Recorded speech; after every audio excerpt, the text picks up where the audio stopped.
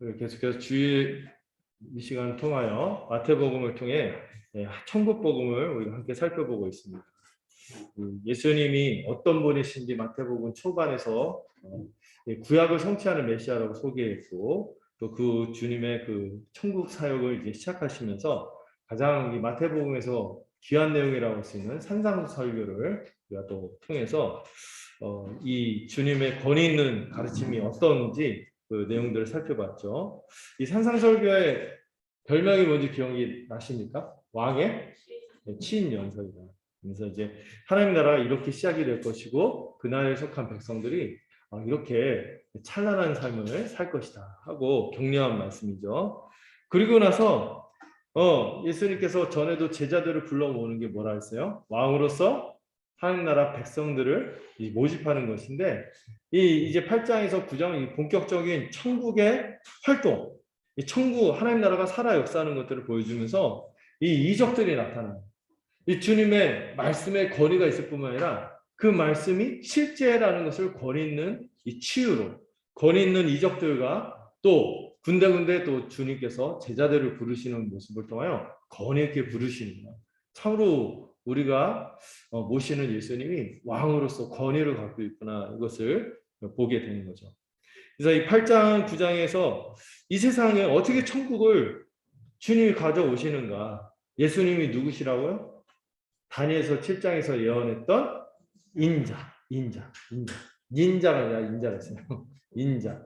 그래서 말은 써놓으면 사람의 아들이지만 실제로 그 관용적으로 이 세상에 새로운 세상을 펼치신 이 종말적인 종말의 세상을 가져오시는 그런 분을 인자라고 한다 그랬어요. 근데 놀랍게도 그 인자가 하늘에만 있던 것을 땅에 갖고 오셨어요. 그게 뭐라고요? 죄사함의 권능.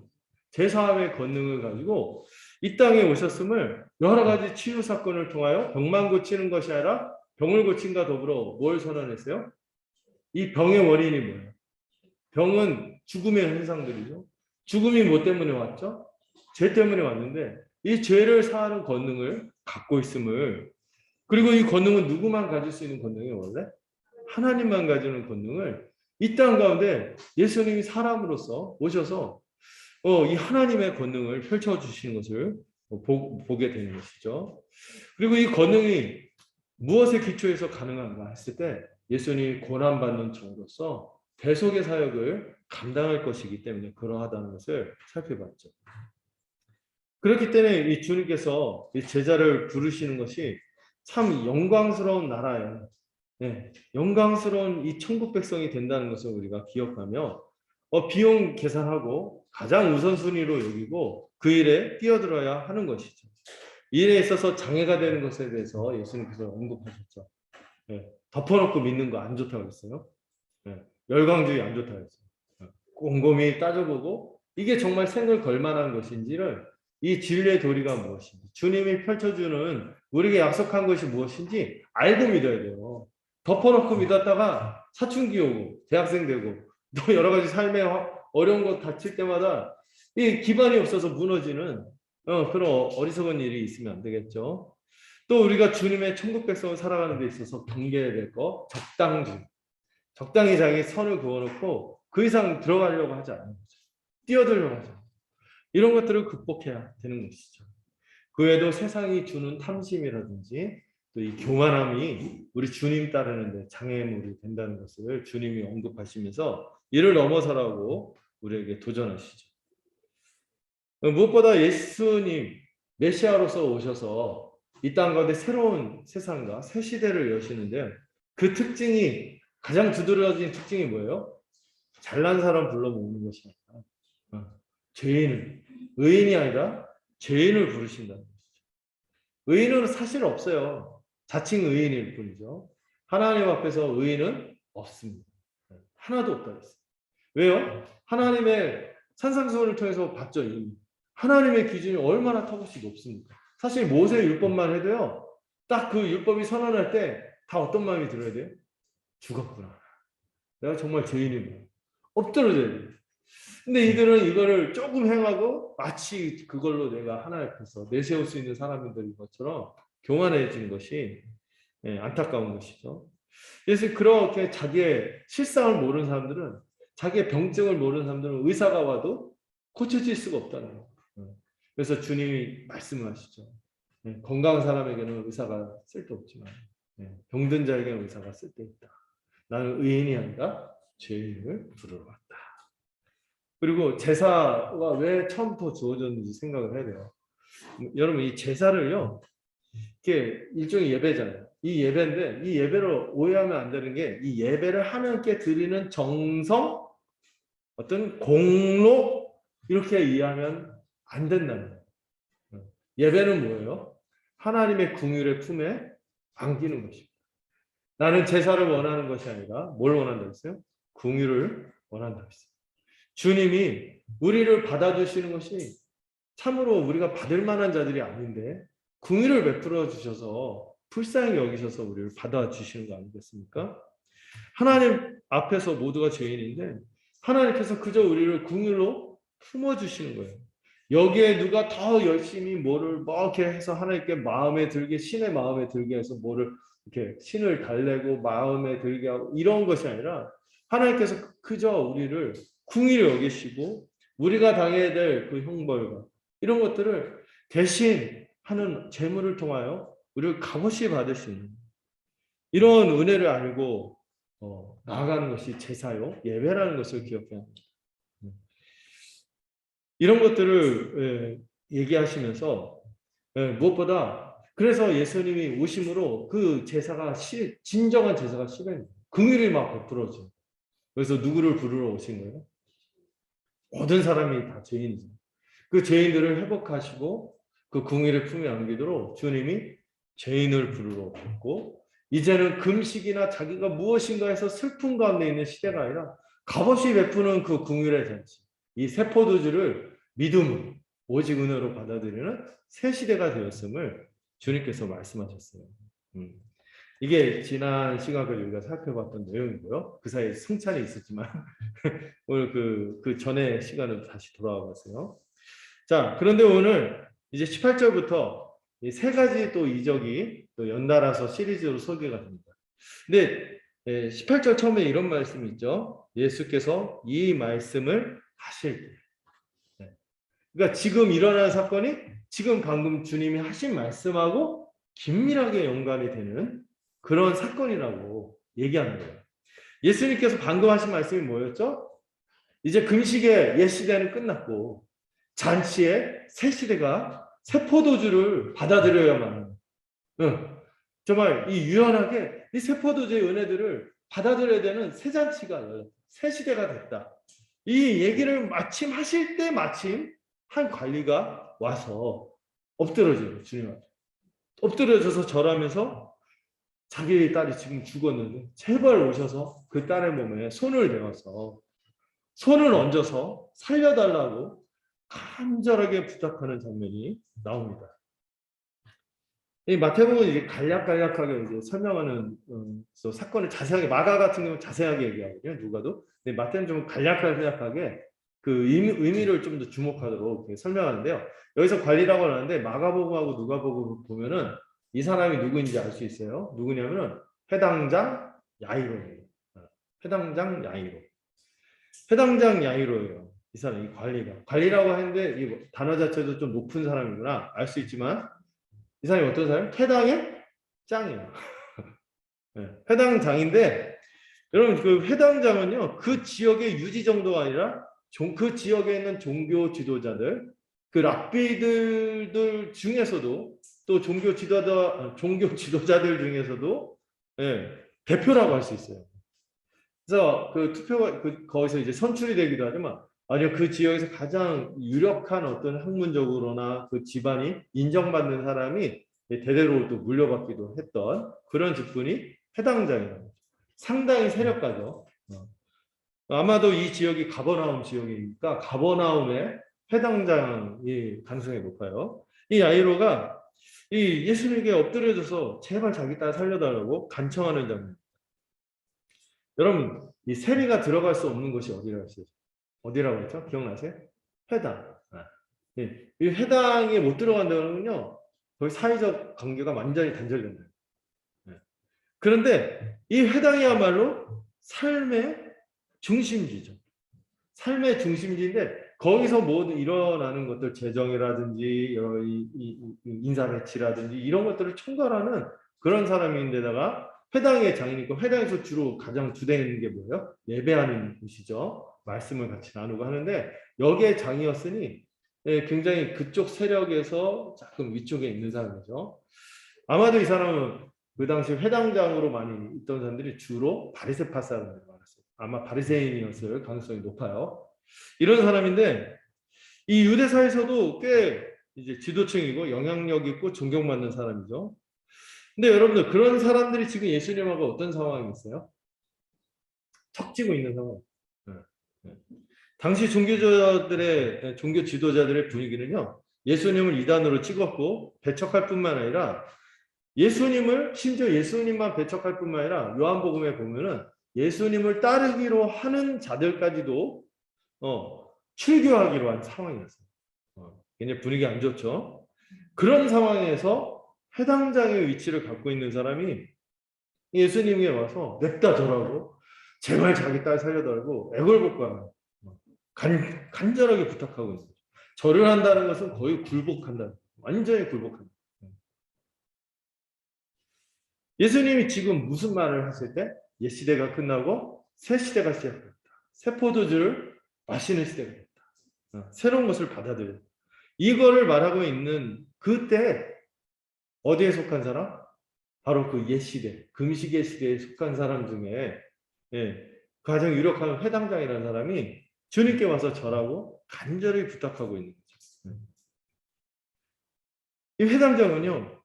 자신이 속한 옛 시대에 속한 이 종교, 자기가 이 옛 시대에 속한 믿음, 여기에서 통용되는 질서, 이걸로는 뭘 해결할 수 없는 거예요?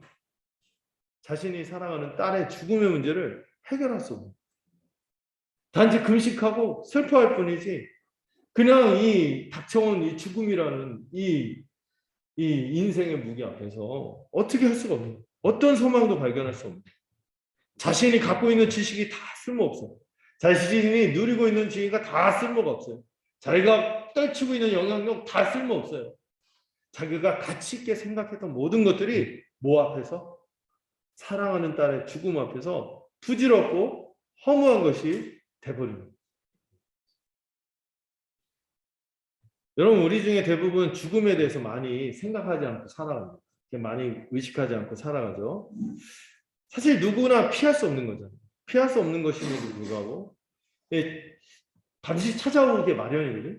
다 자기는 피할 거라 생각하고 100세 시대 막 이러잖아요. 100세 시대 다 자기가 100세는 할 거라고 다 확신을 하죠. 사실 뭐 조짐이 있는데도 막 진지 부정하면서 나는 100세 시대 살 거야. 그래서 막 인생 계획 그 이유로 막 짜고 막 그러잖아요. 네.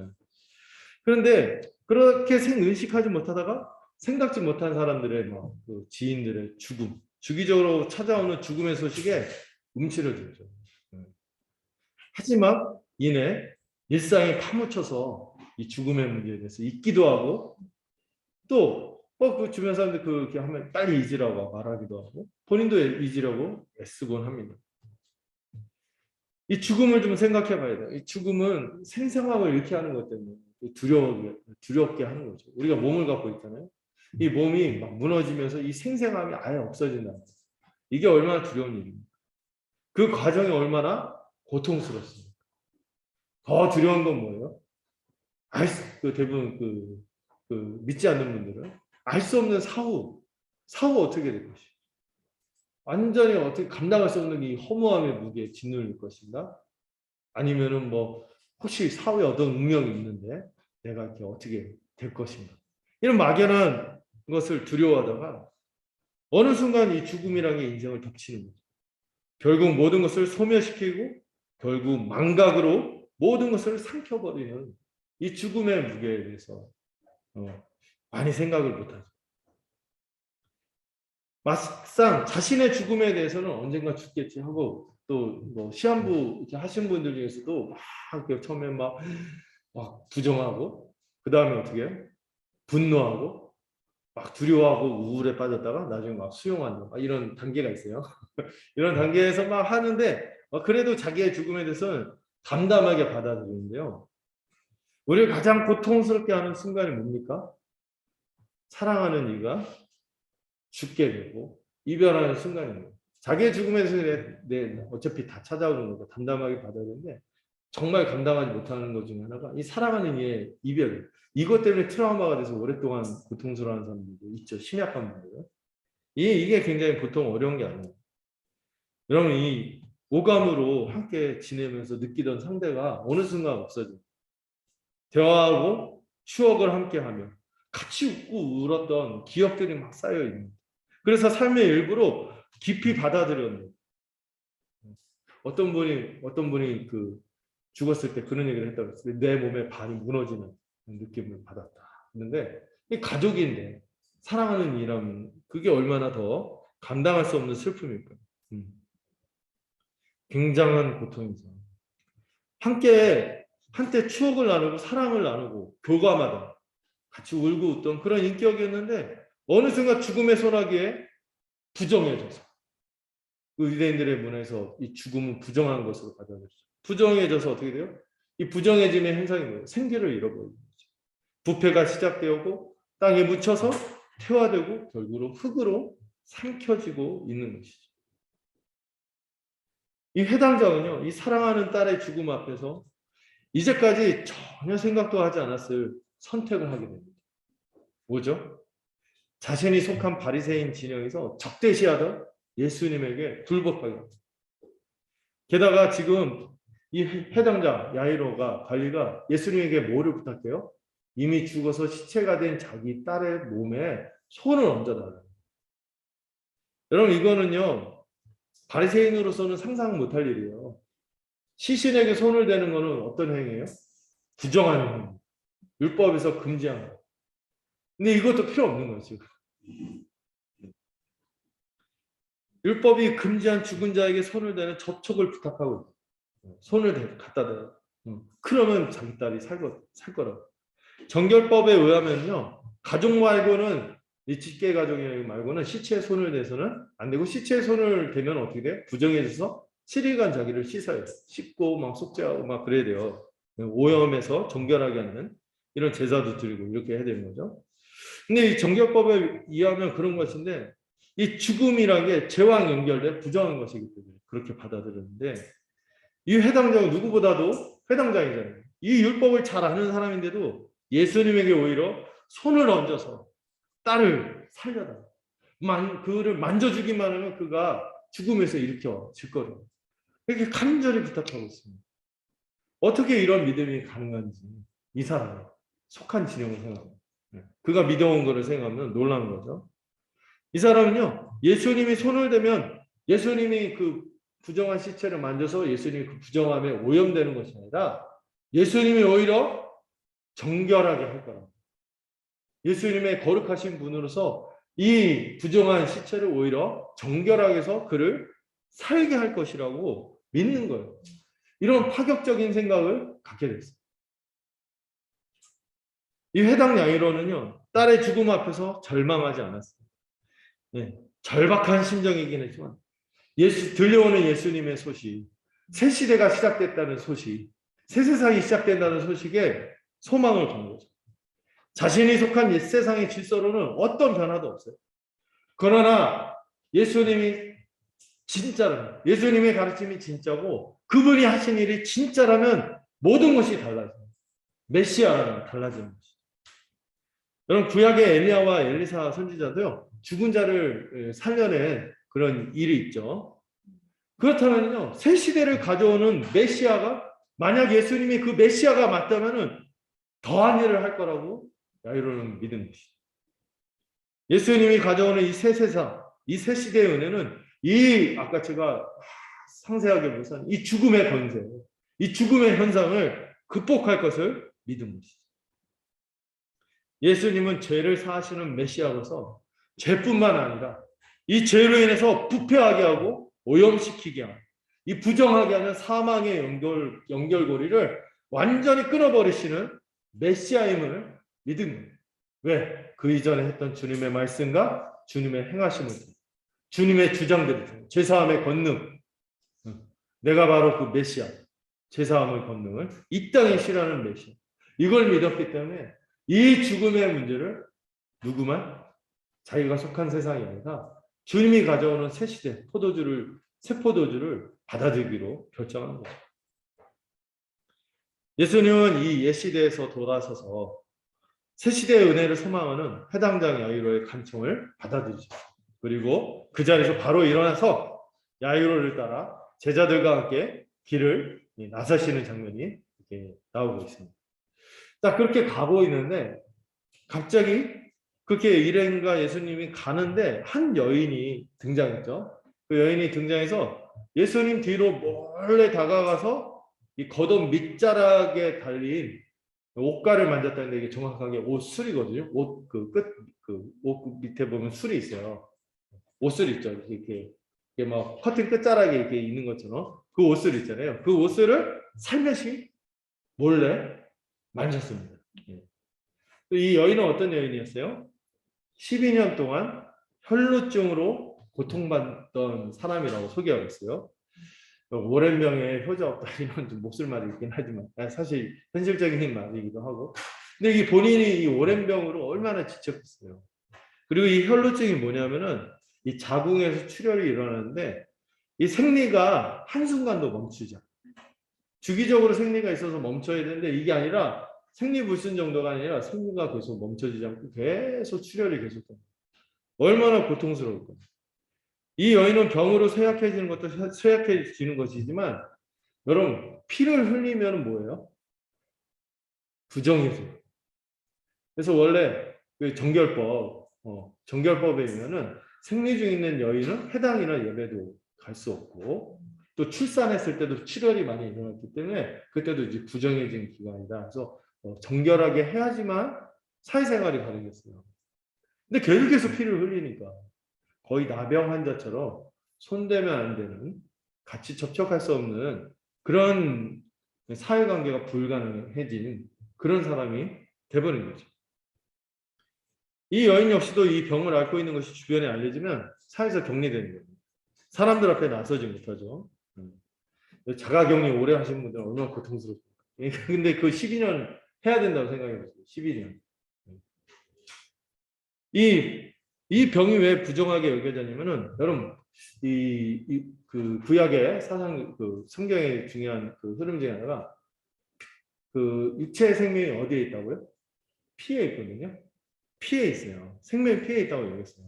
그래서 뭐 유명한 그 제사와 관련된 표현이 피 흘림이 없음즉 사하심도 없다 이런 얘기를 하죠. 근데 피를 흘린다는 게 뭐예요?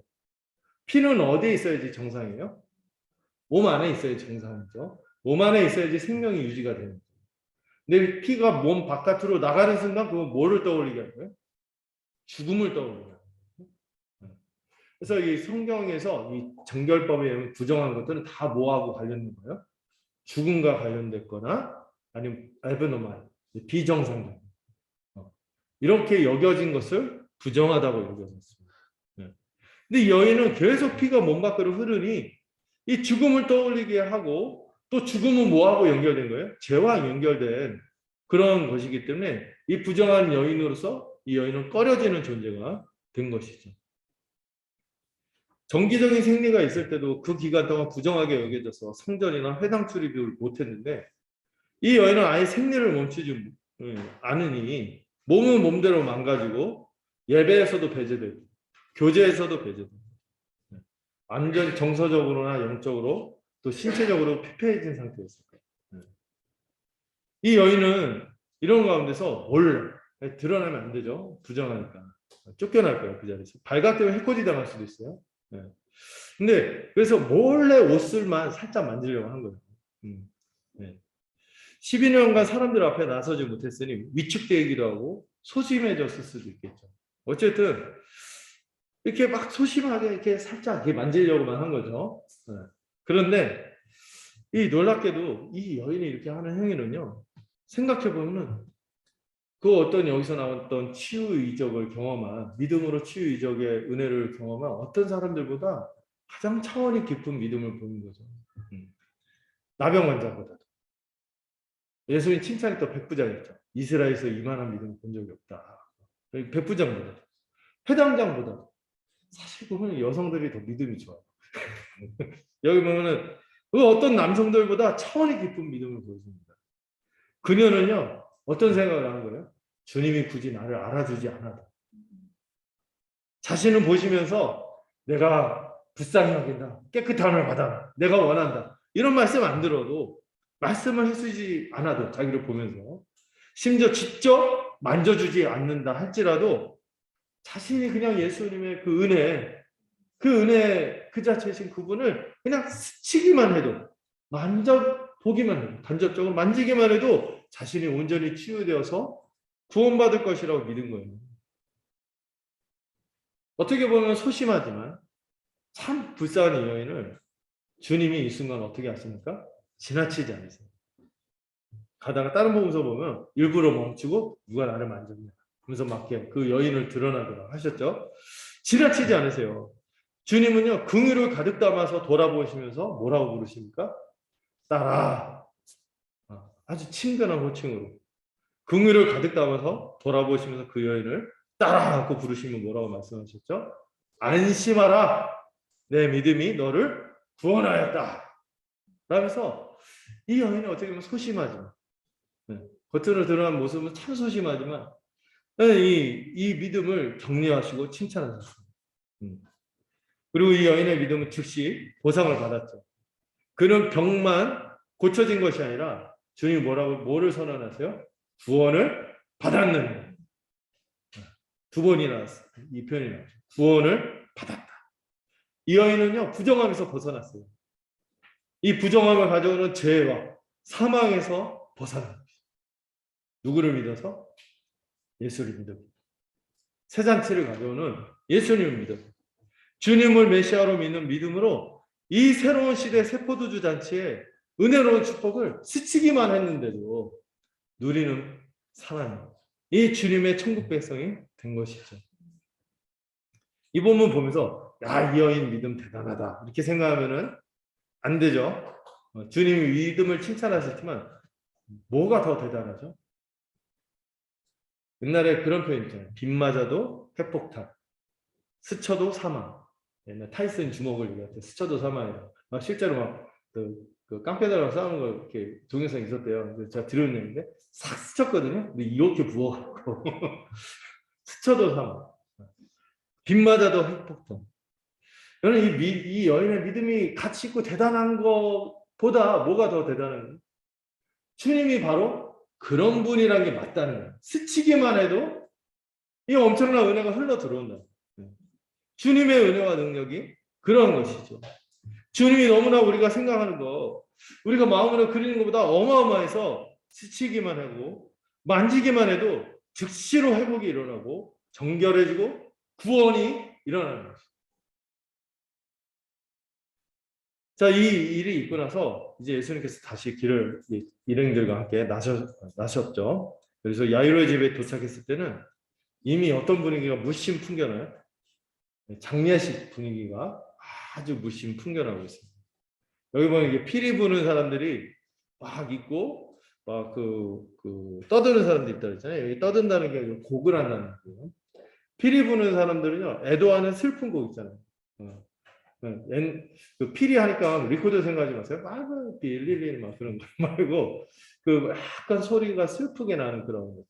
애도하는 그 분위기 쫙 하고 또 전문적으로 곡을 하는 사람들, 떠드는 사람들이 곡을 하는 사람들이 큰 소리를 내면서 하고 막 울어주고 막 죽음의 분위기를 막 물씬 풍기고 있는 거죠. 근데 주님이 이들에게 물러가라고 하시면서 뭐라고 하십니까? 굉장히 그 분위기 깨는 얘기를 갖고 주님은 약간 주변 상황과 분위기를 잘 고려하지 않고 툭툭 얘기했어요. 야, 가 이러면서 이 소녀가 죽지 않고 자고 있어. 우리가 그 상황에서 그 얘기 들어서 어떤 생각이 들까? 이 사람들이 막 비웃잖아요. 어떻게 주님이 이런 얘기하는데 비웃었어? 우리도 비웃었을 수도 있어. 이 소녀가 죽지 않고 자고 있어.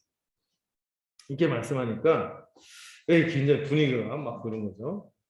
왜 자고 있다고 말씀하실까요? 여러분, 주님에게는요, 죽음의 문제가 어떤 문제예요?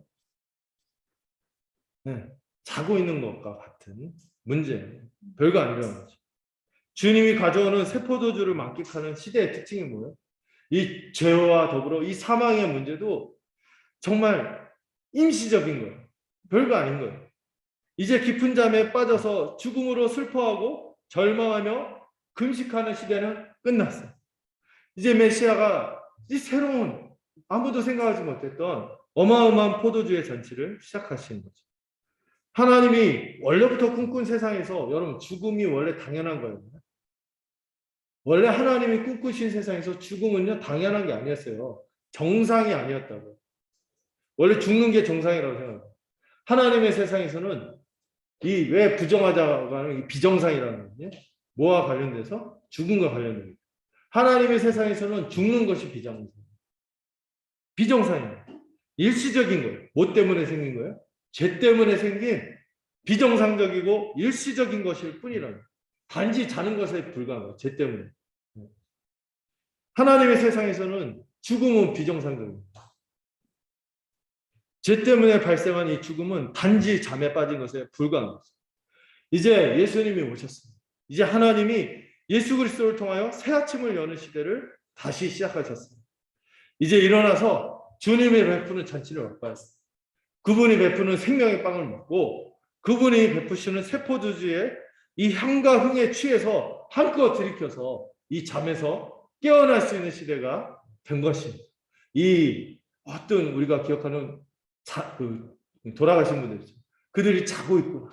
이런 관점으로 생각할 수 있습니다. 언젠간 깰 것이다. 이걸 받아들이십시오.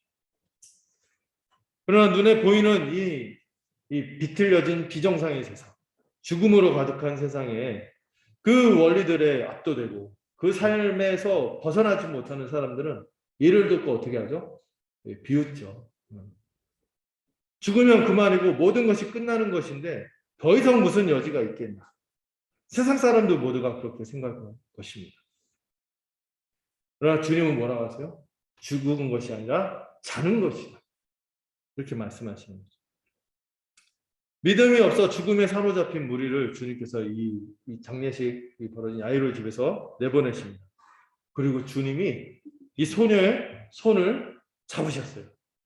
정교법에 의하면 어떻게 된 거예요? 주님이 부정해진 거죠. 그래서 주님이 막 자기를 막 일주일 동안 씻고 막 정결하게 해야 되고 그래야 되는데 세상에 손을 잡아주시자 그 소녀가 어떻게 됐어요? 침상에서만이 아니라 죽음에서 이거. 지금까지 그런 기적이 없었죠. 마태복음에. 이제 죽은 자마자 다시 살리시는 이 마태복음에서 기록해왔던 이적들 중에 가장 큰 이적이에요. 주님 메시아로서 가져오는 새 시대가 어떤 것인지 알려주는 가장 큰 표적. 표적이 뭐라 했어요? 이적은 단지 이상한 일, 놀라운 일이라면 표적은 뭐예요? 그 단지 이벤트가 아니라 중대한 메시지를 알려주는 이적을 표적이라고 해요. 지금 그 표적이 일어나는 거예요. 예수님 뭐마저 정복한 거예요? 죽음마저 정복한 거예요. 제사함의 권능이 있다고 했는데 그 말로만 하지 않고 그냥 단지 병을 고치는 걸로 끝나는 것이 아니라 이 죄가 궁극적으로 이 세상을 비정상으로 만들어버린 이 죽음을 어떻게 하신 거예요? 정복하신 거예요. 어떻게 이런 일이 일어날 수 있습니까? 앞에서 말했던 것처럼 주님이 뭘 갖고 있다고요? 죄를 사하시는 권능이 있기 때문에. 그분이 인자이자 메시아입니다. 그분이 일을 할 수 있는 게 뭔지 아세요? 여기서 계시되지 않지만 나중에 뒤에서 본격적으로 계시되겠지만 주님이 어떤 일을 하실 것이기 때문에 십자가에서 주님이 이 죄를 그냥 넘어갈 수 없잖아요. 죄로 인해서 이 사망이 들어온 것이 이만저만 큰일이 아니잖아요. 이거를 완전히 돌이키기 위해서 어떤 일을 하셨어요? 우리의 죄값을 대신 치르기 위한 희생제물이 되실 것이기 때문이죠. 주님이 친히 이 긍휼의 본질인 제사의 제물이 되셨고 대제사장으로서 자신을 제물로 내어주시는 일이 나타나는 것이죠. 우리를 향한 이 주체할 수 없는 긍휼을 죄인을 받기 위해서 자기 자신을 내어주시기 때문에 이 일이 일어나는 것입니다. 이 대속의 은혜가 베풀어질 것이기 때문에 이 은혜가 너무나 커서 죄의 형벌로 죽은 자도 다시 살리시는 이 권능이 나타난 것입니다. 주님의 십자가 때문에. 주님의 십자가. 이 일로 소문이 온 땅에 퍼지게 됩니다. 어떻게 이게 안 퍼질 수가 있어요? 분명히 죽음의 분위기가 무심 풍기고 이미 연 마치고 막 다 해갖고 수습하고 막 이렇게 돼서 이제 한 상황에서 갑자기 여인이 막 소녀가 걸어 나오니 이거 막 완전 온 세상이 뒤집어질 얘기죠. 이 주님의 메시아로서 이 권위 있는 치유의 표적은 이 숨겨지지 않았고 그 영향력을 막을 수가 없었다고 이렇게 나오고 있죠. 자, 그리고 나서 이제 두 번째 사건을 넘어가는데요. 27절부터 이렇게 보시면은 이 일이 있은 후에 또 곧바로 보면은 이 세 가지 사건이 연달아 연결되어 있구나 하는 걸 알 수 있어요. 이 일이 있은 후 곧바로 어떤 일이 있습니까? 두 맹인이 주님을 막 따라오는, 예수님을 막 따라오는데, 여러분 이 맹인 있잖아요. 맹인. 그 눈을 앞을 못 보는 시각장애인인데, 그 당시 사람들은요, 이 시각장애인도 약간 죄하고 관련해서 많이 생각을 했어요. 죄에 대한 징벌, 저주를 받은 자가 저렇게 눈을 앞을 못 본다는 건 이만저만 큰일이 아니라고 생각했죠. 그런 속담도 있잖아요. 몸이 1만 양이면 눈이 9천 양이다. 그래서 이제 굉장히 여러 가지 장애 중에서도 가장 큰 장애를 얻었죠.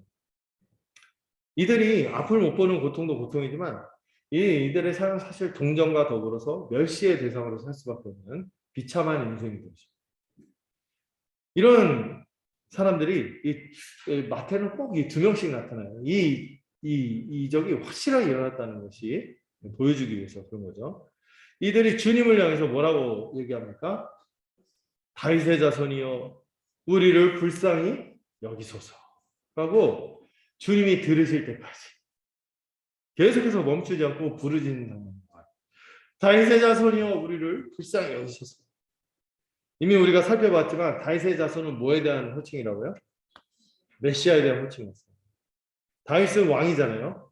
이 다윗 시대가 가장 구약 시대에서 찬란한 하나님 나라가 이루어졌던 그런 시대였죠.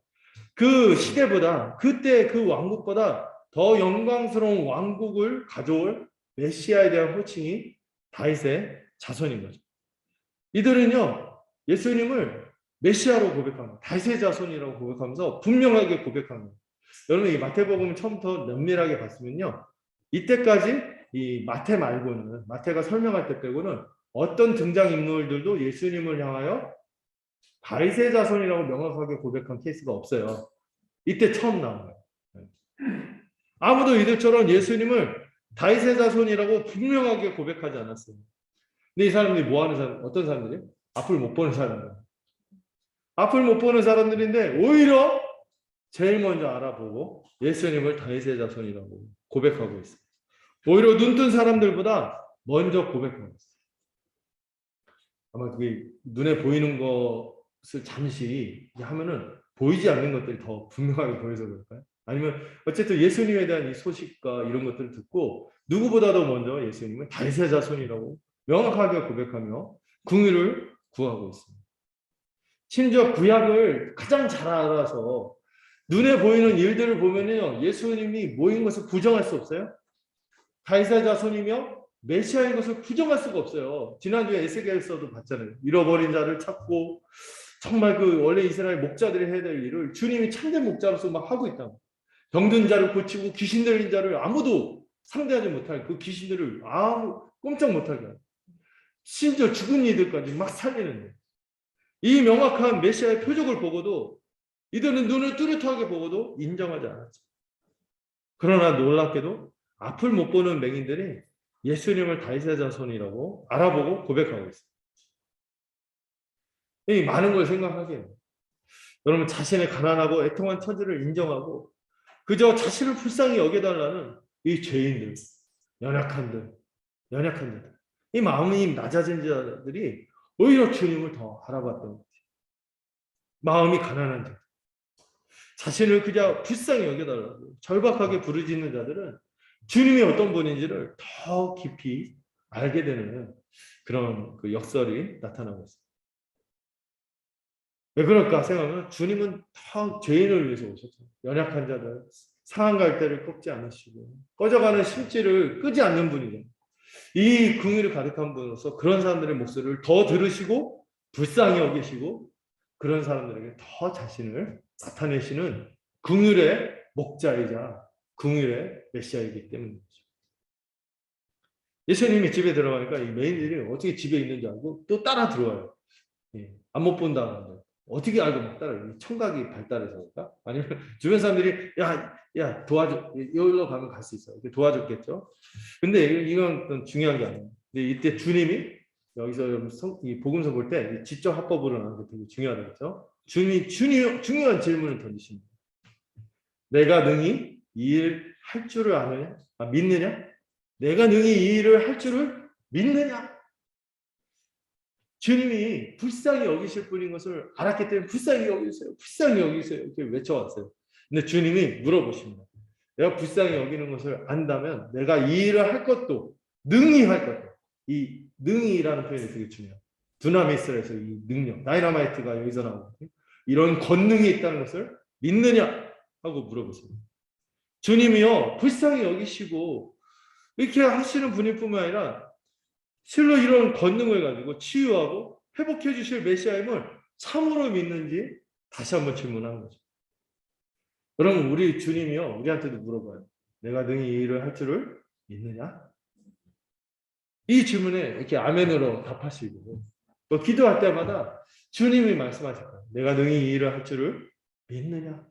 이렇게 말씀하신다는 것을 생각하면서 우리가 기도할 수 있으면 좋겠습니다. 막상 이 사람들은 주님을 알아보고 그렇게 긍휼을 구할 뿐만 아니라 능히 일을 할 줄을 믿느냐 했을 때 뭐라고 고백해요? 주여! 주여! 이 주여란 말은 말 그대로 주여. 주여 그러하오이다 하면서 예수님을 주라고 인정하고 받아들일 뿐만 아니라 그분이 메시아임을 고백하죠. 그래서 주님의 능히 이 일을 할 줄을 아느냐 믿으면서 주님 앞에 나갔다는 거 우리에게 많이 교훈이 되는 거죠. 우리 기도할 때 어떻습니까? 기도할 때 능히 그 일을 할 줄을 알고 주님께 구하고 믿으면서 나가고 있습니까? 기도하면서 막상 응답을 기대하지 않고 막 있거나 우연만을 막연히 기대하고 있다든지 이런 식으로 우리의 기도의 태도가 있다면 이 질문을 기억해야 돼요. 기도할 때마다 뭘 기억해요? 내가 능히 이 일을 할 줄을 믿느냐? 할 때 여러분들 이 사람들 좀 많이 하죠. 주여 그러하오이다. 이렇게 고백할 수 있으면 좋겠어요.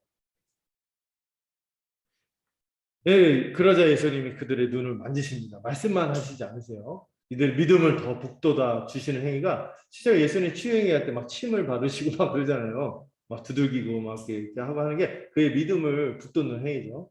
이 눈을 막 만져주시면서 말씀만 하지 않고 이 불쌍히 여기시며 정말 긍휼을 표현하고 싶어 하시는 것 같아요. 그들 긍휼히 여기는 걸 표현하면서 눈을 어루만져 주시니까 그리고 뭐도 하세요? 말씀도 하시죠. 너희 믿음대로 되리라. 아까도 말씀했죠. 믿음 자체가 결과를 가져오는 게 아니라 했어요. 믿음이 내가 대단해서 내 믿음이 귀해서 이게 아니라고 했어요. 믿음의 대상이 우리 주님이 어떤 분이에요? 우리를 불쌍히 여기시는 분.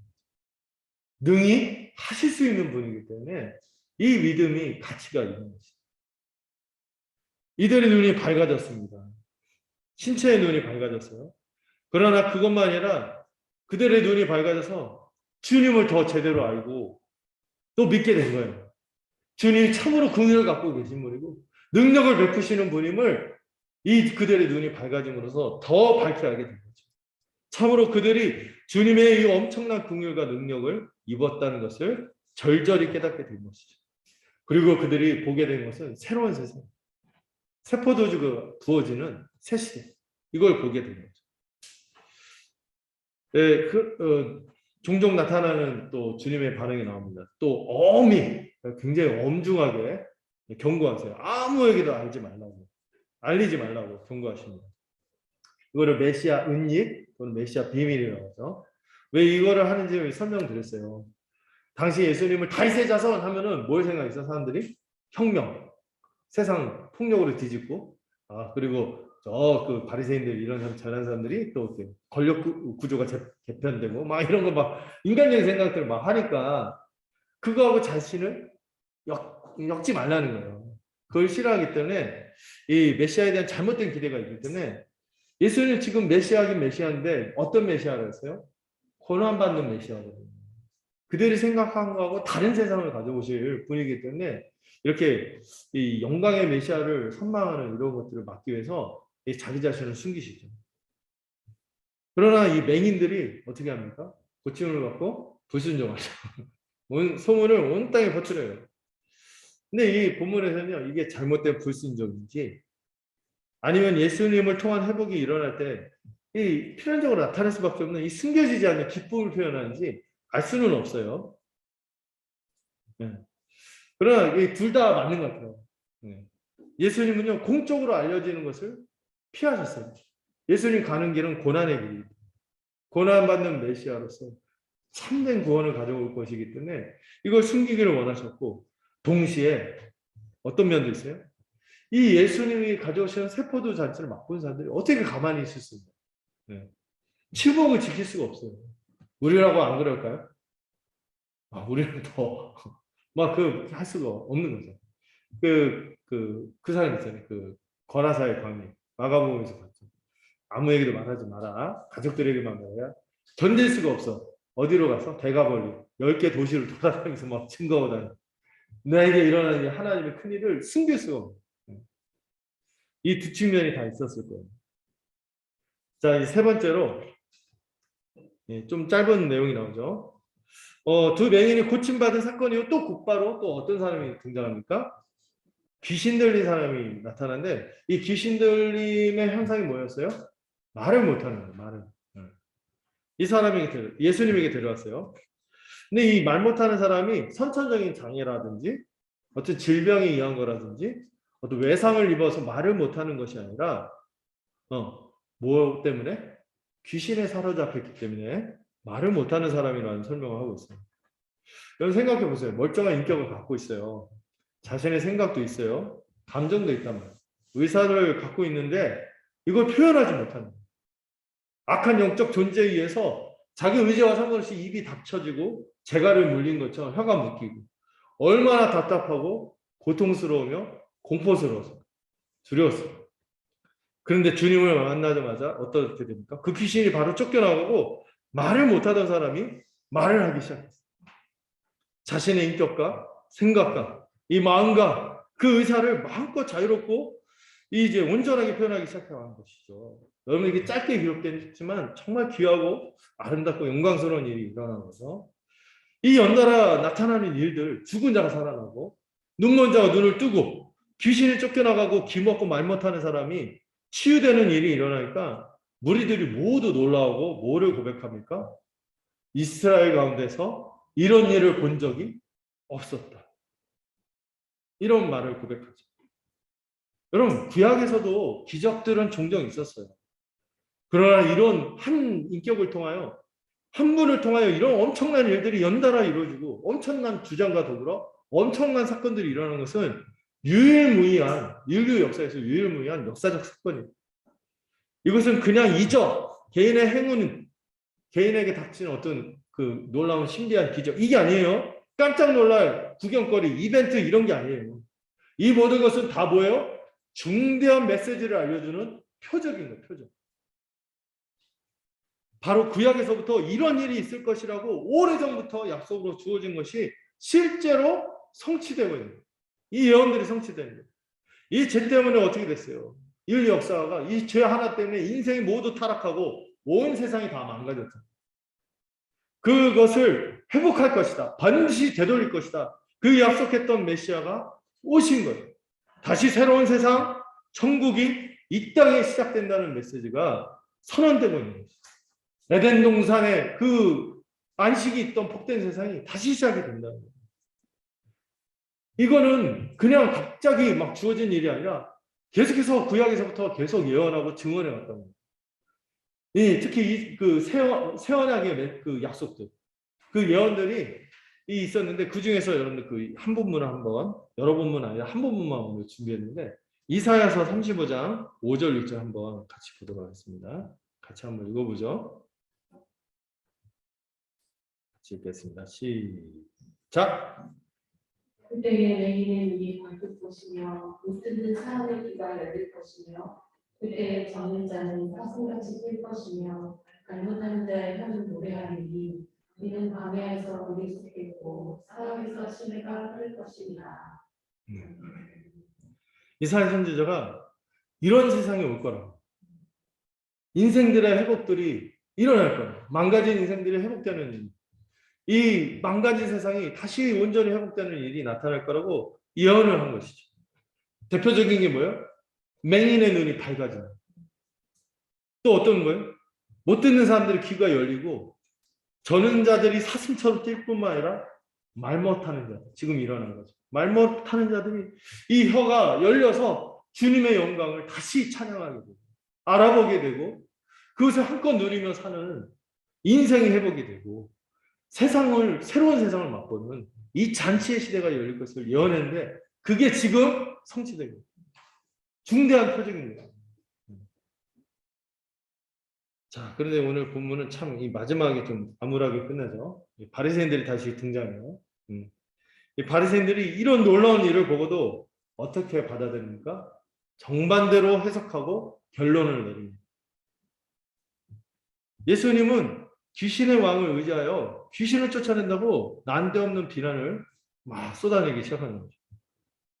이들은요, 자기에 아주 깊숙이 빠져 있어서 자기들이야말로 하나님이 인정할 의로운 자라고 여겼죠. 이런 새로운 세상이 시작이 되면 제일 먼저 상석에 누가 앉을 거라고?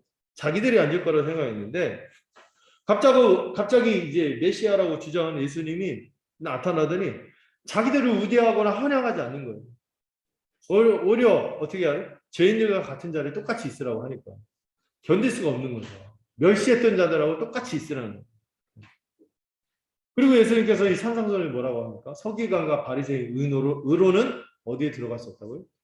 천국에 들어갈 수 없다고 명확하게 얘기해 보니까 자기들이 그렇게 열심히 축적하고 쌓아놓은 게 있는데 이 마일리지를 많이 쌓았는데 이거 다 의미 없다고 하고 이런 걸로는 천국에 들어갈 수 없다고 하니까 그냥 예수님이 왔으니까 믿음으로 예수님이 주시는 은혜를 거지처럼 가난한 자처럼 그냥 받아들여라 이렇게 거저 받으라고 하니까 참을 수가 없는 거예요.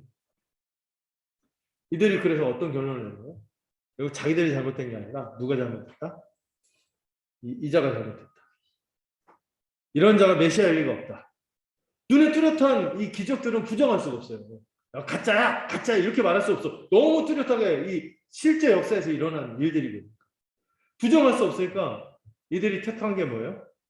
그런 그 이적의 그 표적의 성격을 모욕하고 뒤틀어버리는 거예요. 더럽게 만드는 거예요. 전략을 바꾼 거죠. 메시아가 없고 오히려 뭐라고? 저건 사단의 역사에서죠. 귀신의 왕이 막 힘을 의지해갖고 귀신을 역사를 지금 하는 거예요. 이렇게 막 모욕하는 이 드러나는 현상들 이게 부정이 안 되니까 이게 너무 그런데 자기들 믿어왔던 거 연결하기에는 이제 안 되니까 완전히 이렇게 악하게 거절하는 거죠. 이들이 비틀어진 자기의에 근거한 이 분노와 이 시기를 거뒀다는 그저 주님의 말씀 앞에서 겸손하고 온유하게 자신의 실상을 정직하게 그 깊이 들여다봤다면 어땠을까요? 은혜로 하늘의 진리들이 주어질 때 어린아이처럼 받기만 했다면 어땠을까요? 눈앞에서 벌어지는 이 부정할 수 없는 이적과 표적들을 보고 정직하게 이거를 받아들였다면 어땠을까요?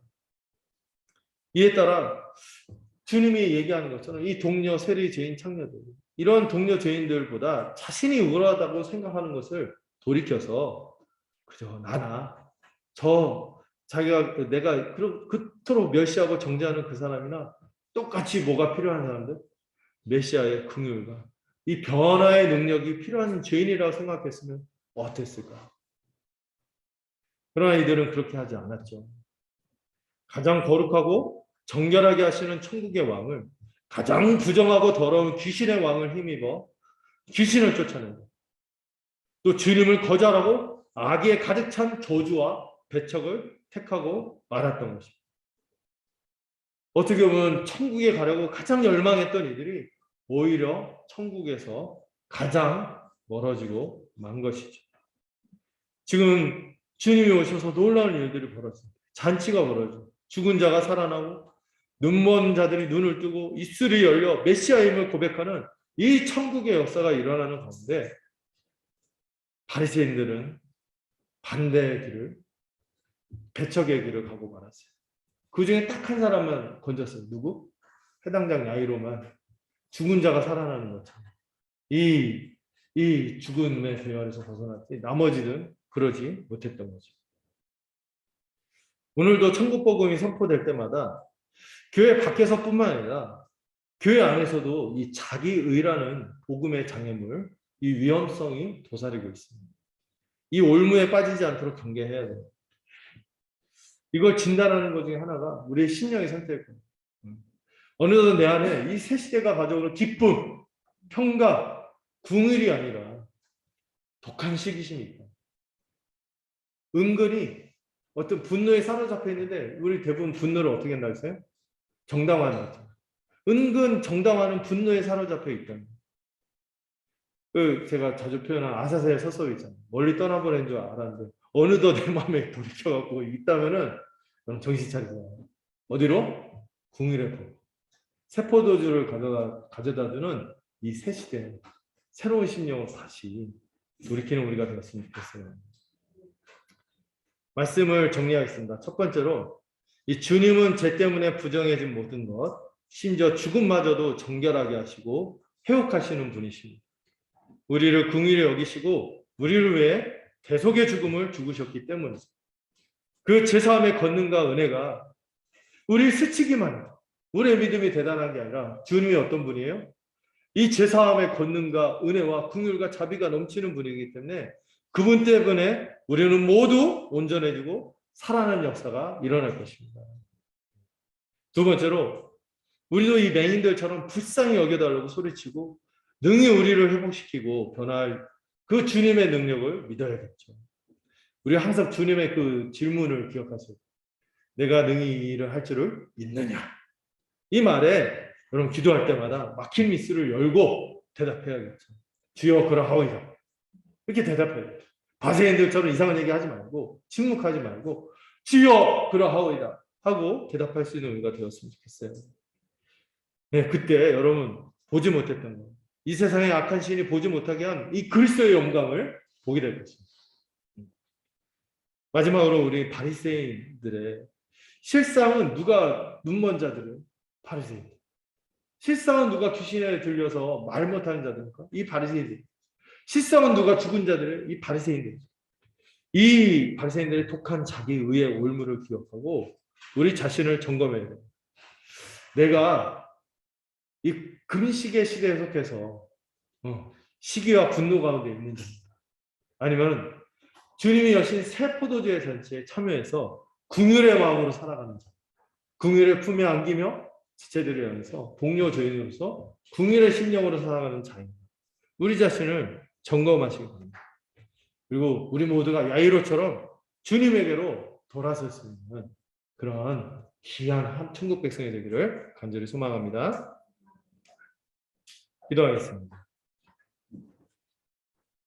주님, 오늘 본문에 나타난 죽음마저도 정복하시는 우리의 모든 죄를 사하시는 대속의 십자가 은혜로 그 긍휼의 은혜로 우리를 회복하시는 주님의 권능을 기억하고 그것만을 의탁하고 사모하기를 소망합니다. 우리가 이것을 믿을 때 우리의 눈이 열리고 우리 막힌 입술이 열려서 천국 백성으로 복되게 살아가는 우리 모두가 되도록 붙들어 주시옵소서. 혹시 우리 모습 가운데 이 천국 백성의 모습이 사라져가고 혹시 독한 시기심이나 분노가 있거나 자기에 사로잡힌 모습들이 있다면 돌이키게 하시고 다시 천국 백성의 대열로 걸어갈 수 있는 우리가 되도록 붙들어 주시옵소서. 주님이 품었던 그 긍휼의 심령으로 우리가 서로를 바라보며 같이 세포도주 잔치를 즐길 수 있는 우리 모두가 되도록 인도하여 주시옵소서. 예수님의 이름으로 기도드렸습니다. 여기 찬송가 96장 같이 찬양하도록 하겠습니다.